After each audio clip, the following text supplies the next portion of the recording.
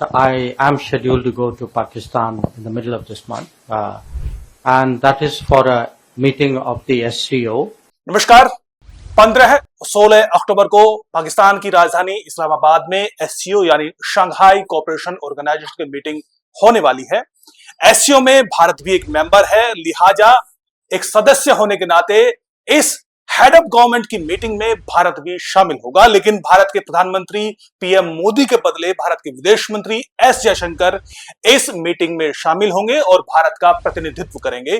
शुक्रवार को भारत के विदेश मंत्रालय ने इसकी घोषणा की। जाहिर है भारत का विदेश मंत्री और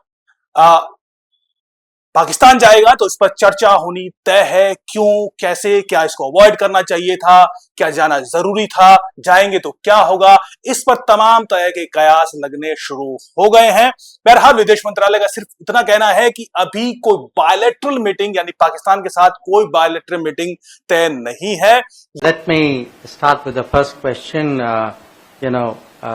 Yes, I am scheduled to go to Pakistan in the middle of this month, and that is for a meeting of the SCO, SCO heads of government. Normally, Prime Minister goes to the higher level meeting, the heads of state, and one of us, it changes. Usually, one of the ministers goes for the heads of government meeting. So that's in line with the tradition. It so happens that the meeting is taking place in Pakistan because, like us, they are a relatively recent member. So your question, I think, as I understood it, was, am I planning for it? Of course I'm planning for it. I mean, in my business, you plan for everything which you're going to do and for a lot of things which you're not going to do and which could happen also. I mean, you plan for that as well.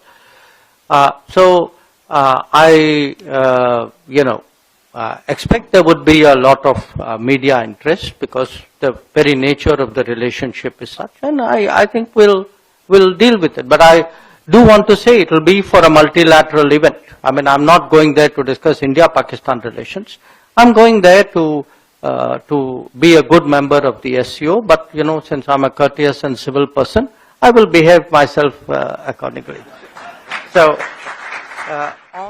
ये विदेश मंत्री सिर्फ और सिर्फ SCO के group meeting में ही शामिल होने के लिए जाएंगे। हो सकता है कि बाकी अन्य जो देश हैं उसके साथ कोई साइडलाइन मीटिंग हो। बाकी देश कौन है? एससीओ में कुल 10 मेंबर्स हैं। चाइना है, रशिया है, पाकिस्तान है, इंडिया है, कजाकिस्तान है, किर्गिस्तान है, ताजिकिस्तान है, उज्बेकिस्तान है, बेलारूस है और ईरान। ये तमाम 10 देश हैं। इसके अलावा इनवाइटी गेस्ट भी होते हैं, अलग अलग देश भी होते हैं, अलग अलग ऑर्गेनाइजेशंस भी इसमें आती है, मसलन यूएन, आसियान, दूसरे उनके रिप्रेजेंटेटिव भी इसमें शामिल होते हैं।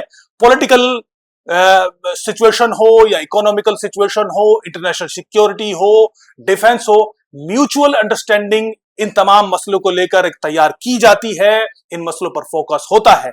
इतने बड़े लार्ज स्केल पर जब मीटिंग हो रही हो तो भारत के लिए इग्नोर करना संभव नहीं है, चाहे वो भले ही पाकिस्तान में क्यों ना हो। हालांकि इस मीटिंग में हेड ऑफ गवर्नमेंट को जाना होता है, यानी पीएम के लेवल के पीएम को जाना होता है, लेकिन चूंकि ये पाकिस्तान में है, लिहाजा विदेश मंत्रालय ने विदेश मंत्री को प्रतिनिधित्व बना देते हुए वहां पर भेजने का फैसला किया है। अब क्यों जाना जरूरी था? मैं आपको बताऊं कि एससीओ जो है वो करीब 2 दशक पहले बनी थी और ये अब आज की दुनिया में वर्ल्ड की सबसे बड़ी लार्जेस्ट रीजनल ऑर्गेनाइजेशन बन चुकी है।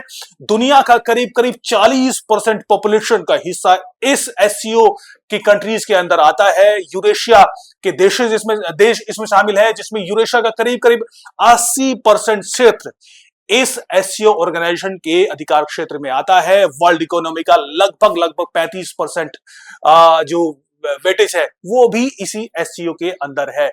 ऐसे में भारत के लिए इग्नोर करना बेहद मुश्किल है। इवन भारत के लिए ये सबसे ज्यादा महत्वपूर्ण है कि वो इस तरह की रीजनल ऑर्गेनाइजेशन में शामिल हो और अपनी बराबरी की हिस्सेदारी और बराबरी का से उसमें शामिल हो और अपने अधिकारों की बात करे। 2 मकसद है अब यहां पर जाने में। पाकिस्तान में हो रहा है, पाकिस्तान में होने का एक अलग चूंकि रोटेशन लेवल पर होता है, रोटेशन के लिहाज से पाकिस्तान में होना तय हुआ, लेकिन पाकिस्तान में इसलिए भी थोड़ा सा लोगों की निगाह है, क्योंकि पाकिस्तान में इस वक्त हालात बेहद बदतर हालत में है। एक तरफ लगातार जो रेबल्स हैं, चाहे वो टेरर ऑर्गेनाइजेशंस हैं, टीटीपी और दूसरे इस्लामिक स्टेट जैसे ऑर्गेनाइजेशन पाकिस्तान में लगातार हमले कर रहे हैं।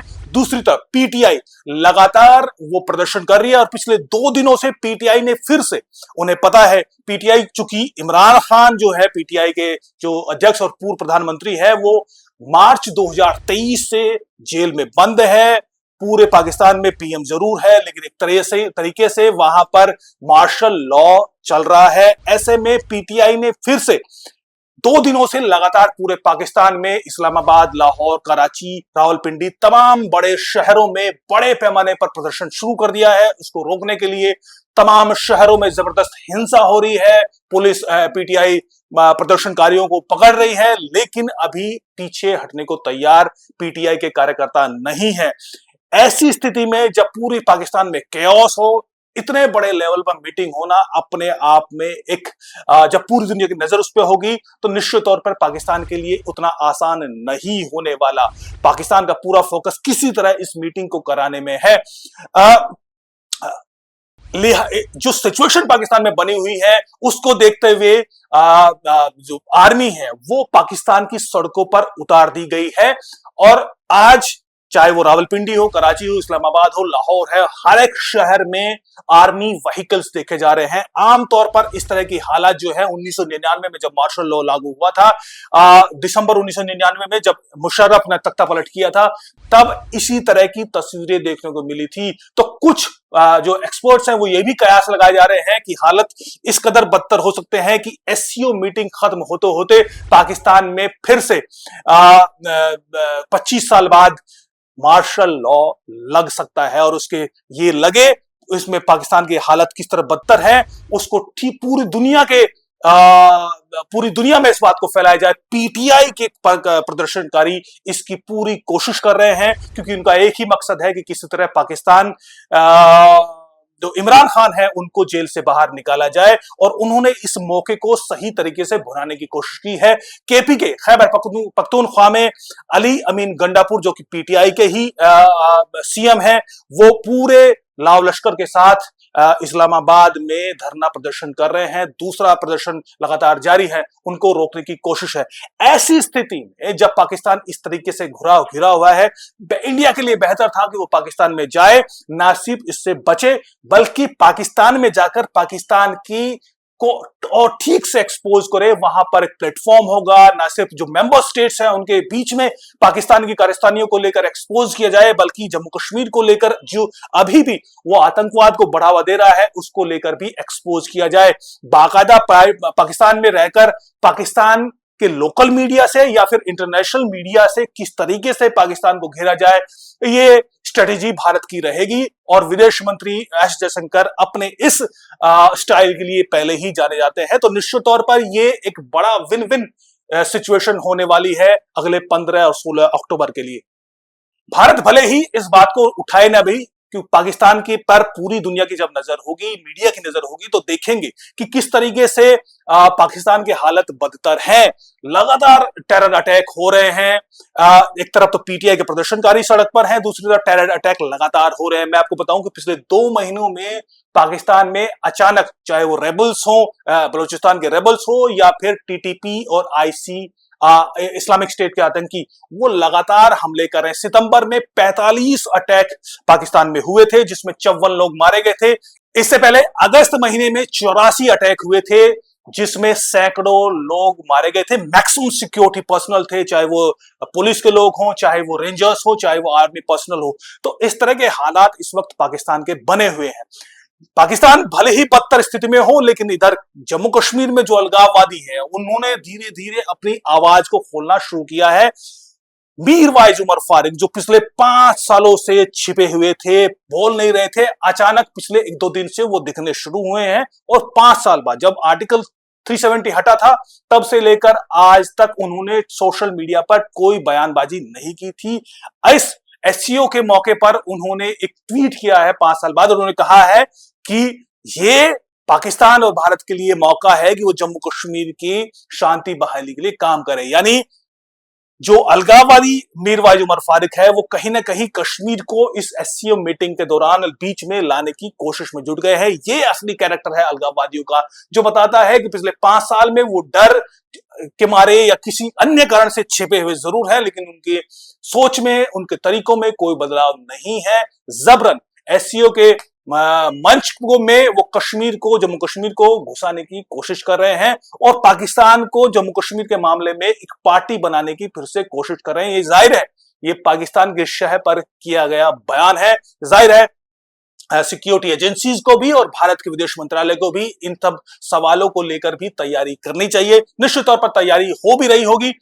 अब हमें इंतजार है कि 15 और 16 अक्टूबर को जब एससीओ मीटिंग होगी, पाकिस्तान की स्थिति क्या होगी, क्योंकि एक तरफ पीटीआई पूरी कोशिश में है कि ऐसे मौके पर जब पूरी दुनिया की नजर, पूरी दुनिया की मीडिया की नजर पाकिस्तान पर होगी, वो दिखाए कि यहां पर जो मार्शल लॉ है, आर्मी का जो राज है, वो कहीं ना कहीं उसको एक्सपोज किया जाए और इमरान खान को बाहर निकाला जाए।